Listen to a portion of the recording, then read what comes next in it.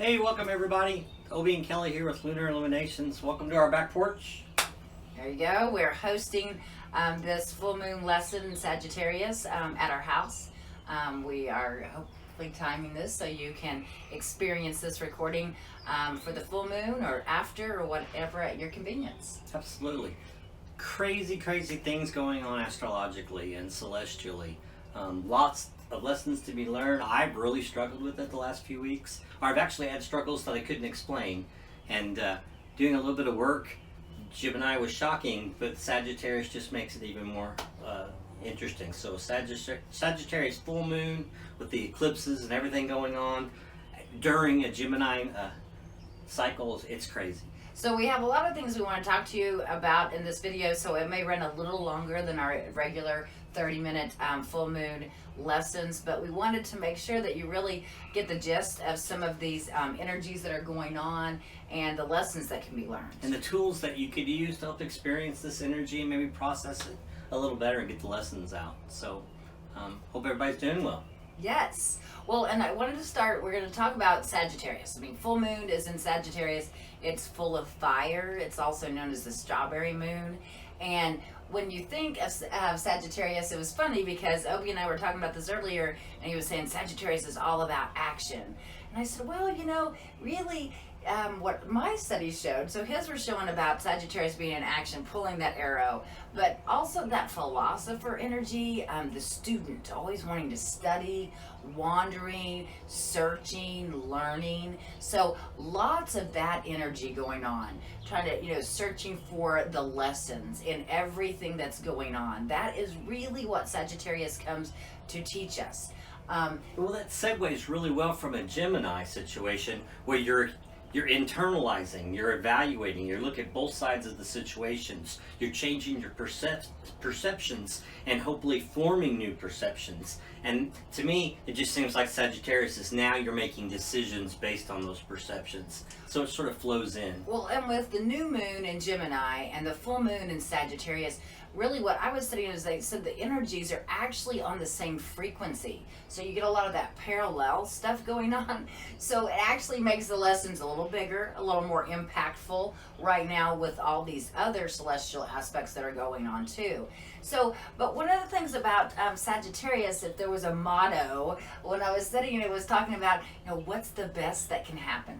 So Sagittarius, that energy is about even when things don't feel like they're working out, they don't feel like they're going right, knowing that they are working out. They're all going just as they're planned, And I know Obie and I have these, these conversations a lot about, it is what it is. And that, there's a lesson in this and that things are going according to plan, even though they don't look like what we want them to look like. They're not what we planned. Yes, exactly. And so with Sagittarius is telling us it's working out for the best because the best is that you always grow through these situations.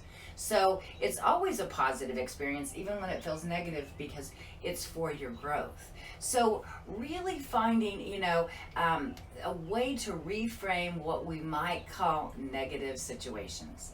And I was going to share a little example early on in the COVID-19 stuff. I saw some posts on Facebook that were saying, after all this, I hope we really, appreciate our time with our families, appreciate, the privileges that we have, appreciate going to the movies, and those type of things, and that we all come through this differently. And that to me is kind of that Sagittarius energy. And seeing that positive, finding meaning in the things that we, can't control. Because if we do that, it can empower us. So if we find that meaning in those things that we're kind of, powerless over, it releases their hold on us. Because if we stew about these things that we can't control... I'm a stewer. He's a stewer. And so this is perfectly the energy that I think right now is perfect for you in letting go of some of that. Sagittarius is really giving us the power and the energy to reframe the tragedy, the trauma, the heartbreak. We've all had it in our lives, but reframing that so we see how it brings about our growth. Now, it's hard work, but that reframing of those things is probably the most important work that you'll do. Sagittarius gives us that energy, to ponder life, to think about it, to see it, all the aspects, but it also gives us the faith to take the next step, And so really harnessing that is really important at this time of the Sagittarius full moon. Now we briefly talked about, how we have the Sagittarius is in the moon sign. The moon is the time, it's about the emotional work. And Gemini, we have the new moon in Gemini, so the sun sign in Gemini, and that's about your, inner core, your core personality, and really embracing that. And one of the interesting aspects right now is that, and Obie knows a little bit more about this, so I'm just going to touch on it real briefly. But right now, the North Node, actually the South Node, is in Sagittarius. And the South Node is about those things that no longer serve us personally as a society, leaving them behind. So we're seeing a lot of that South Node stuff that we need to let go of in our society coming up. And that's in Sagittarius right now. And so leaving behind righteousness, judgment, that existential angst that we can have. And then with Gemini, with the North Node being in Gemini, that's all about what we're embracing. The North Node is what we want to bring into. And so that's about that open-mindedness and using differences of opinions to learn. Well, nodes, they're not celestial bodies. Most everything we talk about are really coming up with the 12 signs of the zodiac, with the planets, with the eclipses, with even occasionally comets even get involved in the mix as you're looking at several of these things. But what they are, they're points in the moon's orbit where the elliptical plane converge at your birth. So your nodes are frozen on the elliptical spectrum at your birth point, okay? And those nodes move in the fashion of ellipticals that vary just as much as a planet does. So when they align and come in opposition, and they come in square, they come in conjunction with the other things, it's treated that way. And just as important as the ascending and descending lines, which are like your horizon of your birth chart, those are just as impactful into the read. So it's, if you don't know what a node is, it's really, really key. This particular Sagittarius reading, the biggest things going on are what's going on with the sun and the moon and the nodes, and I'll get into that in a little bit. Yeah, so very interesting, because I love that when we get that indicator of what it is that we're letting go and what we're bringing in, and man, it seems right on with Sagittarius and Gemini right now. And so when we think about Sagittarius and Gemini, like I said, they have some similar, energies, but we learned about Gemini in our new moon lesson a few weeks ago, about communication, being open-minded, curious, And you can still go back and look at that video, and Yes. it's even on the YouTube channel now too. Yes. So if they want to go and look for that library and pull that in if they missed it. Sure. So you can go into that new moon Gemini lesson, and we're just briefly touching on it, but we go into. We still got 2 more depth. weeks of Gemini cycle, so Yes. absolutely. We're still in that cycle completely. And so that curiousness, that fascination with learning and detaching from our emotions while still being present with them what is something that is really big right now. So acknowledging our emotions and being present with them, but more from an observer type point. And these are the higher energies of Gemini. And then the higher energies of Sagittarius are that explorer, that wants to travel and experience different cultures, optimistic, full of joy, that trusts that everything will work out. And so when you think about the combination, to me, it gets exciting, because it's like, ooh, it's about being out there and experiencing the world and taking in so much. And so everybody has that opportunity to experience the higher energies of Gemini and Sagittarius. But then we also have the opportunity to experience the lower energies of both. And so when we talk about Gemini's lower energies, it's getting into that judgment, that closed-mindedness, that being ungrounded, and just judgmental, your mind racing and trying to figure it out. So instead of being curious and kind of detached from the emotions, you get kind of bogged down in it. And those feelings, you are so attached to them that they bring up anxiety. So instead of having that detachment and the higher, you start having that anxiety, and ignoring your intuition because you want to just make everything logical. You want to share? No, I'm going to share it. Sure. Again, I think we've said this in our lessons before. I'm excited to get to my part. Kelly and I do this work separately. We kind of talk a little bit about a flow of our video, but when you study something on your side so fully, and you're like, wow, wow, wow, and then you say something like that, and then I'm going to come in and tell you why this planet caused the influence of that. And why this stone's great for that. It just kind of really is it's the synchronicity. Yes. I even mentioned the serendipity as a word in this particular energy. So it's cool. And so when you get caught up in that trying to make sense of everything, and I know with the things that are going on right now, there's a lot of people trying to make sense of everything, instead of just trusting, kind of what your gut's saying, So when you get caught up in that, it's really important to get connected with your body, and physical energy. So, doing yoga, and just allowing yourself to feel, talking about it, journaling, and even listening, to someone else can be really important if you get caught up in that logic. We were having a conversation the other day, and we were talking about that, trying to make sense of the riots and stuff like that. And, he was redirecting back, we got to look at what we have control over and what's right here in our backyard and type thing, and so just listening to a different perspective sometimes can help you when you get caught up in that. Gemini, yes. And Sagittarius, because they're such, an explorer and wanting to learn, when you get in the lower energies of Sagittarius, you lose faith.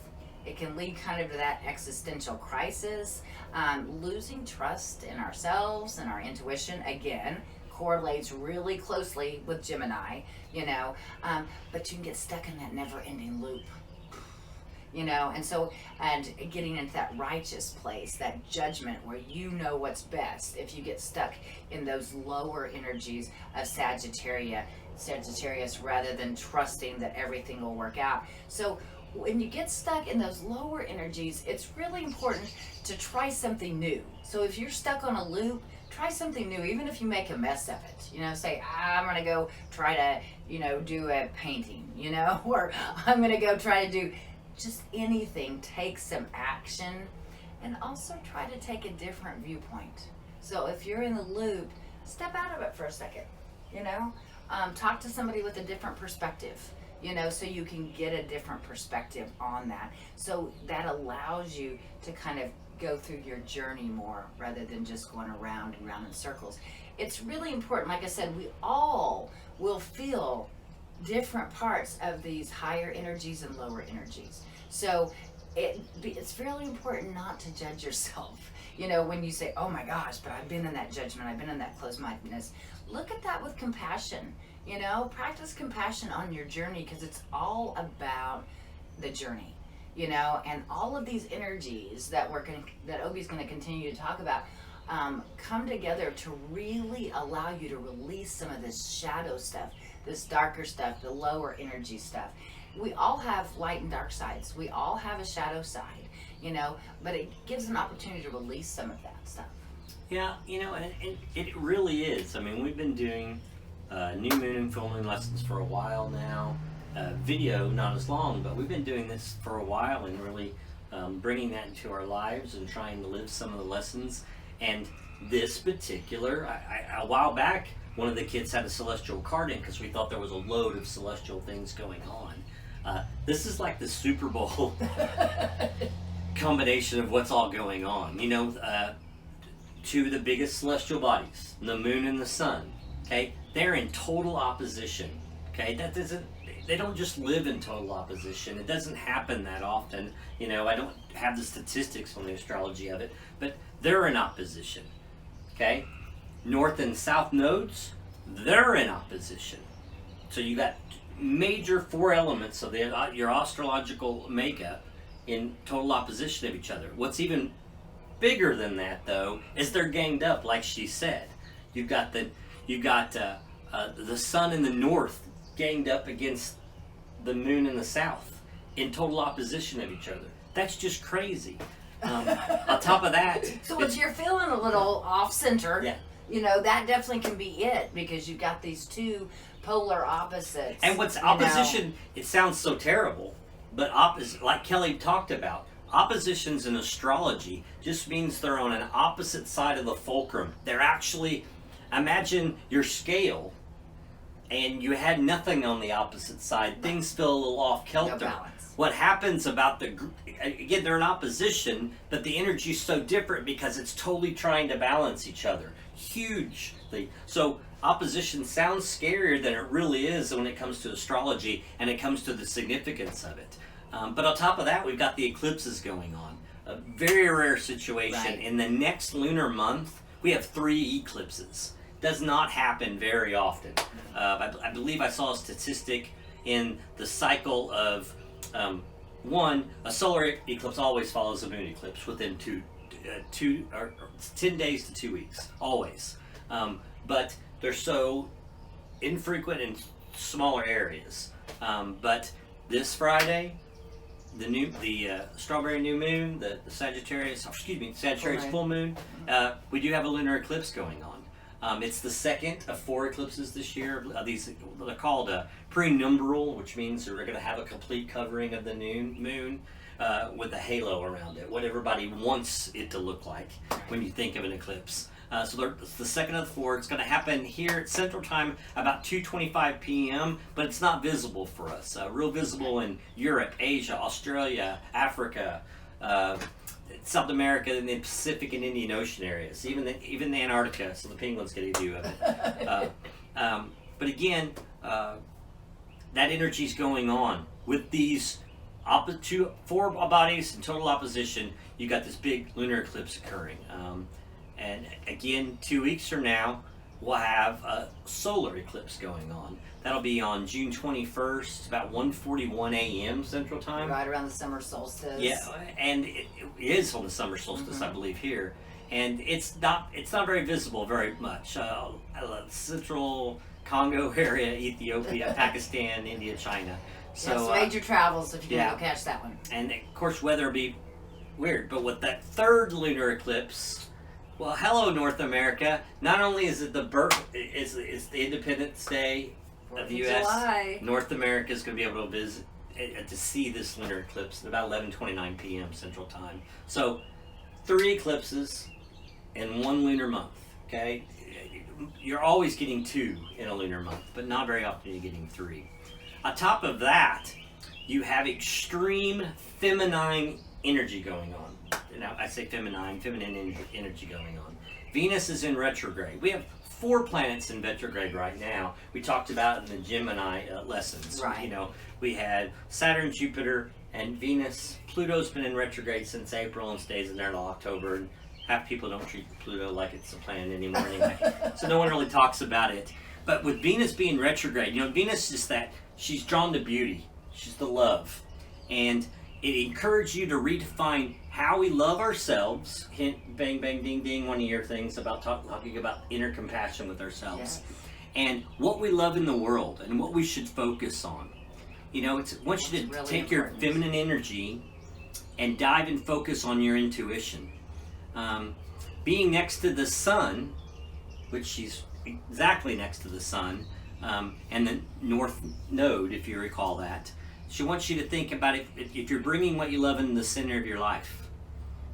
Because of this conjunction being aside each other, it brings an opportunity to create a vision and energies that open your heart and your intuition.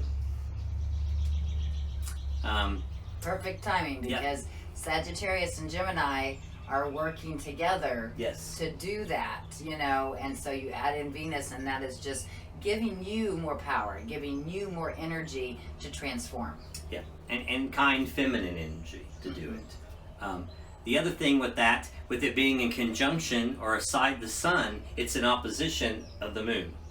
So Venus opposite her mother moon, it starts to bring lights to the ways that we've allowed our judgment to block our heart, our intuition. In what ways have we gotten away from silencing our inner knowing? You know, what happened that? This it will shed light. Being opposite and opposing the moon, it should show you ways you've fallen off center and away from your intuitive knowing. You put yourself back on track with your heart and your intuition by opening yourself up to a compassion from yourself and others. Yes. So right there on it, okay? Another interesting thing with the Venus and the Sun and the Moon square, it's square with Mars, okay? Women are from? Venus and men are from Mars. Mars is the heavy, aggressive, masculine energy, and it's in square. And when we talk about it being square, it's square in Pisces. So the effects of that versus opposition, which sounds pretty horrible, but is really just a smoothing balance of signs. Square doesn't mean, are we square? It means, oh my God, you're a nerd and you're square. It's an abrupt blockage. Okay, so when you deal with things in astrology that are square, they're an opposition, they're a hurdle, they're a struggle for you. So we really want to identify some of those energies and navigate around them appropriately. You know, it talks about the tension and challenges your life that reflects these planets that are involved. And if you have two planets that are on the side, basically on the same side, that makes a 90-degree in the chart based on your birth. What this does is it specifically makes the planets that are in conjunct from each other and affects that going on. So where does this bring us in? We've got this feminine nature. Mars brings our masculine nature, and you're looking for the balance. And a great phrase for this is Mars is action and asks us to do. Feminine asks us to be. Yes. So again, trying to balance those out. And we feel this friction with this male-masculine square opposition going on, okay? And what we need to be careful is watch through that aggressiveness. Don't let that aggressiveness of that masculine Mars energy have you quick to react, okay? Try to slow your quick react. And one of the things I like the best is, again, you're trying to find that balance within yourself and some of those actions, especially when we get in talking about some of the other factors come up with the eclipse and Neptune's effect on Mars right now. But what you really want to be careful is you want to be passionate with themselves. These transformations that Gemini and Sagittarius are having us try to look at, these aren't going to happen overnight. Okay? It isn't going to be a Mars masculine type energy that just makes them happen. Patience and over time. This takes time and patience and compassion with yourself. So you start the transformation during the cycle. Yep. This is where it starts. Yeah, and again, it's really about staying patient with that specifically. And those vibrations of Sagittarius, you need to be aware of that. Defensiveness that could come up. Mars influence to look at finding peace and openly and full-heartedly. You need to carry out that warrior spirit without the aggressiveness. Use that energy to carry you through the patience and the long haul. We're talking about a period of this energy going on for 6 to 8 weeks. Okay? That transition should take 6 to 8 weeks. You're not going to get through it in the full lunar cycle. Right. And specifically, the things I was studying really talked about that time frame. Right. Neptune, I talked about just a little bit. It's out there a little bit with alongside of that fiery Mars planet, which softens a little bit. Neptune is the planet of dreams and visions. So you could bring that energy in and use that. And it kind of really should help expand what Mars has in unlimited creativity.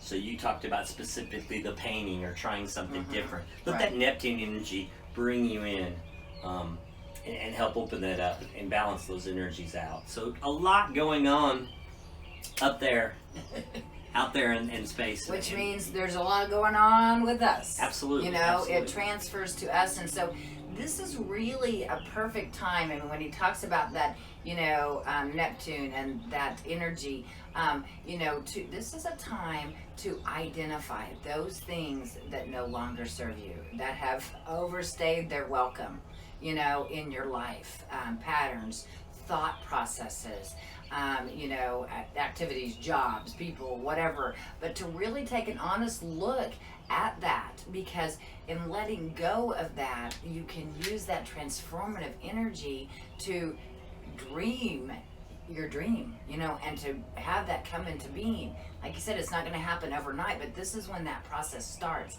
And change is really hard, and we have to acknowledge. So make sure that you honor when looking at letting go of something that it is, kind of scary. The fear, or maybe the hesitation, or just downright stubbornness to let something go. Acknowledge that, but then use that energy of Sagittarius to transform it. So take those blockages and transform them. How can you switch it around to Sagittarius's, motto, what's the best that can happen here?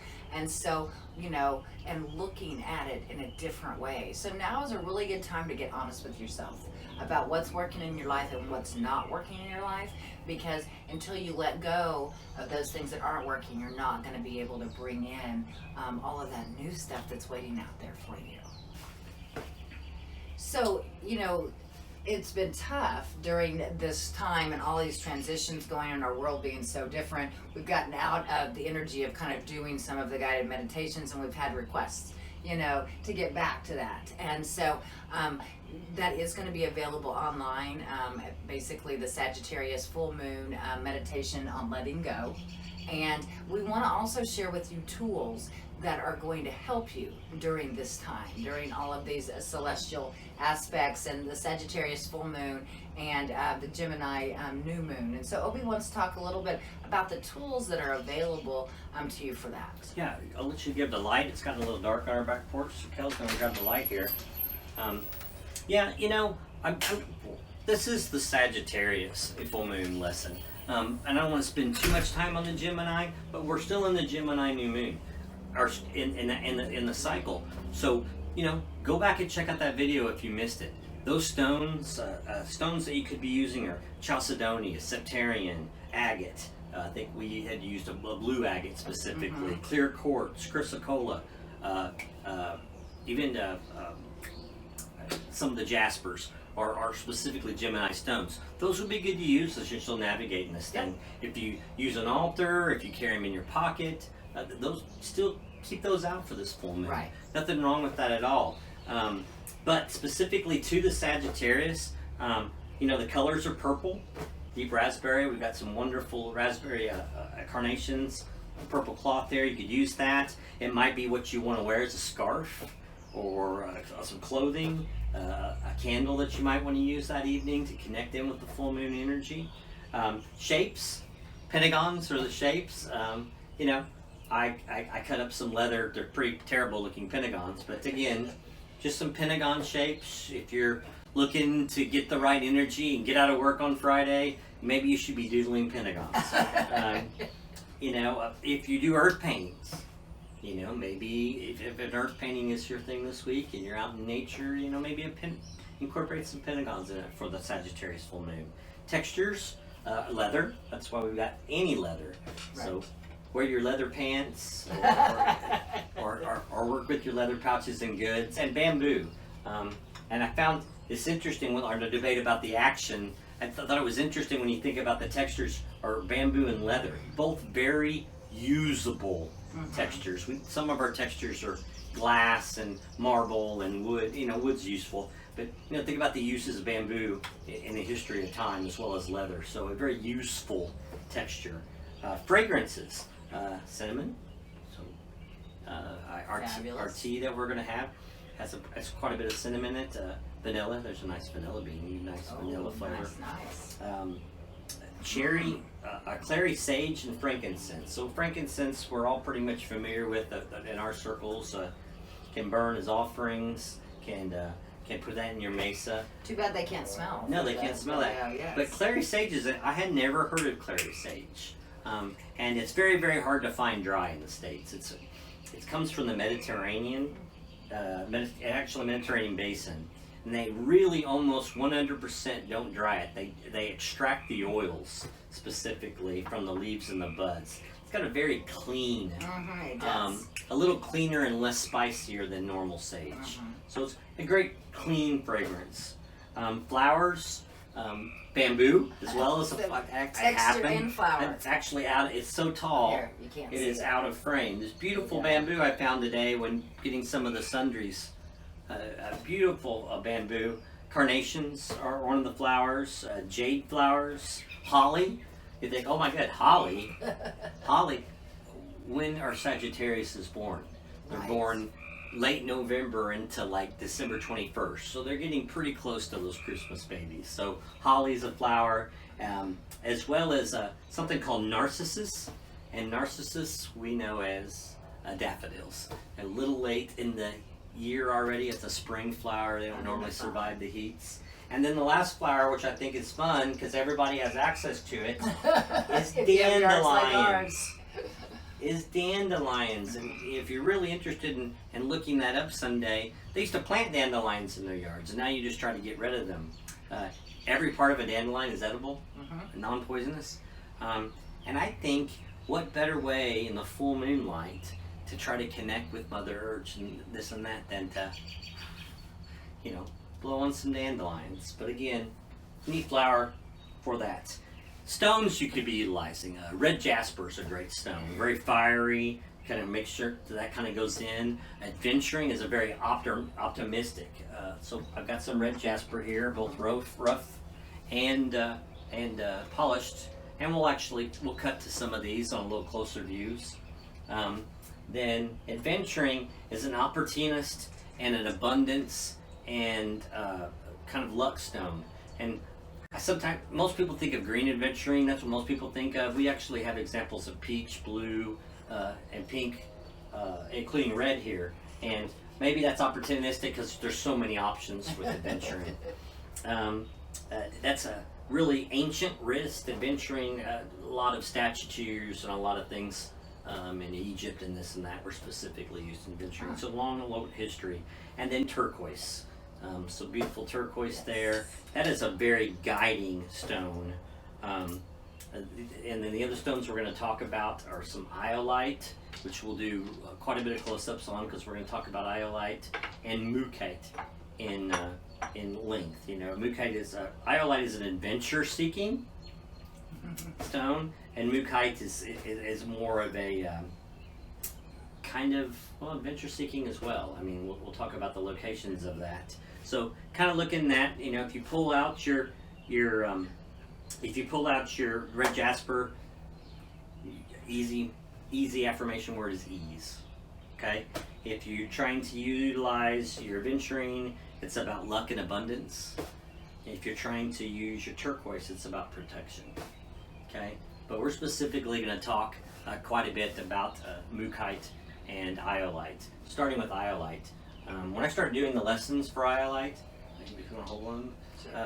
If I started doing lessons, I literally stopped what I was doing, immediately grabbed my pouch. I don't sometimes even get some of the stones that we utilize in our kits, and immediately put it on and haven't taken it off since.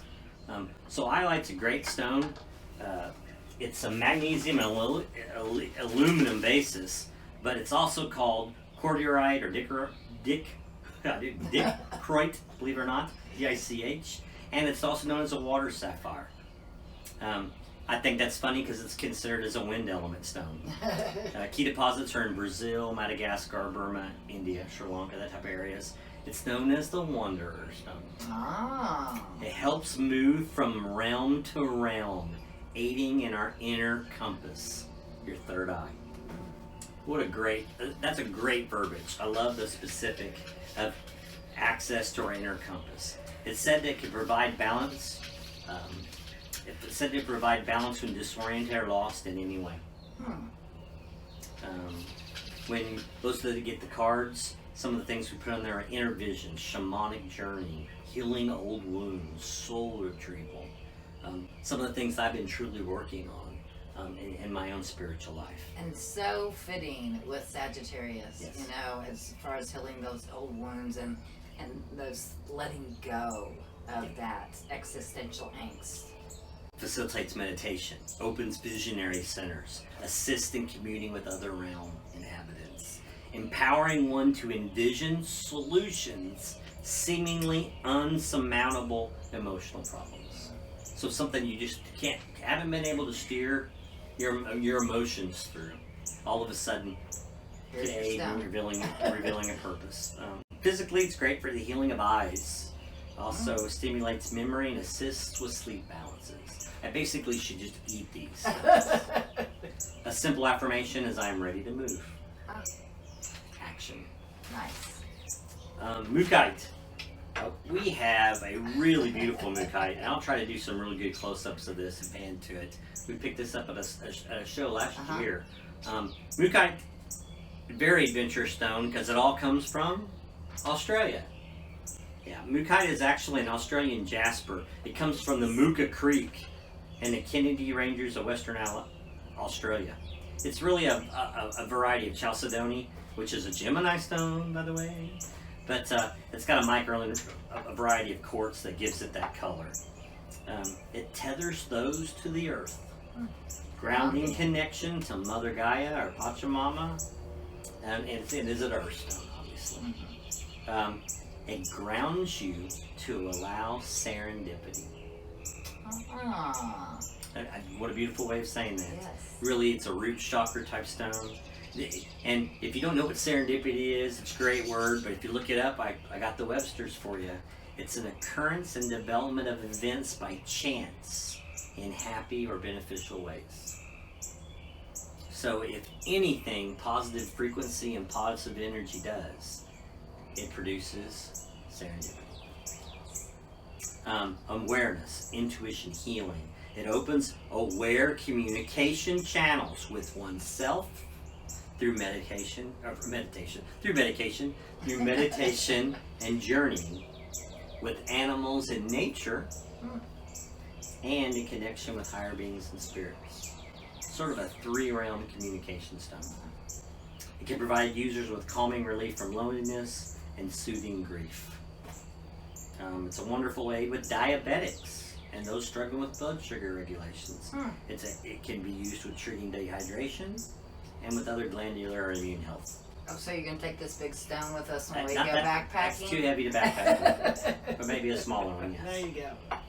I've been trying to kind of save the affirmations on the cards, but this card that we make in our kit, affirmation statement, is so good. I benefit from the wisdom of my ancestors and the energy of the earth. So I love that. A simpler one, I'm grounded and ready for Action. adventure. Oh, adventure. Yeah, ready to move, ready for adventure. Iolite, Mookite, those are specific stones for Sagittarius. Let's look at the Lunar Illumination Sagittarius full moon bag this month. Let's see what our contents look like. Right along with the lesson, 2 stones, the Mookite and Iolite, with their usual cards that we print up. We did make some improvements based on you guys' recommendations. The cards are labeled to what kit they came with it, whether a full moon bag or new moon kit. We also numbered them. See if you've been able to keep up with the cards this year. And as requested, they're not quite Pokemon or baseball cards yet, but they're getting there. We've added photos to help you identify the stones. I give a little bit more information about the stone themselves to help with people that are getting the kits from the mail or maybe not catching the videos and whatnot. With all that celestial work that we talked about in the lesson, I provided a quick reference card to the celestial map of this Sagittarius full moon and some of the particulars going on. So that's a quick reference card for you. We've had a lot of compliments on the tea blends that we're doing with the full moon blend. Sagittarius tea is a real spicy tea. It's black tea with rosebuds and petals, some Vietnamese cinnamon, some ground ginger, cardamom, and whole cloves. So a great tea. I've got some there in Kelly's diffuser. So I've got real tasty tea. And then for the fragrance blend, I just kind of did a blend this time. Sort of made a sachet. Here's what it is outside the package. Some of the fragrances we talked about. There's dandelion leaf in there. There's a cinnamon stick and a vanilla bean, as well as a bamboo shoot that's been soaked in this clary sage that we talked about. The cinnamon, the vanilla bean, and that clary sage oil. So it's kind of a combined flavor. I think you can untie the bag and examine each one of those fragrances if you're interested. But I hope you guys find the connection you want with it. The fragrances, you know, some of them are on the edible brand, with the oil being in there. I wouldn't use it in a tea or anything, but you could obviously put it in a tub. You'd feed your mesa with it. You throw it as an offering to the fire, water ceremony. A lot of uses for that. But hope the kit helps bring the Sagittarius energies your way, the way you guys want.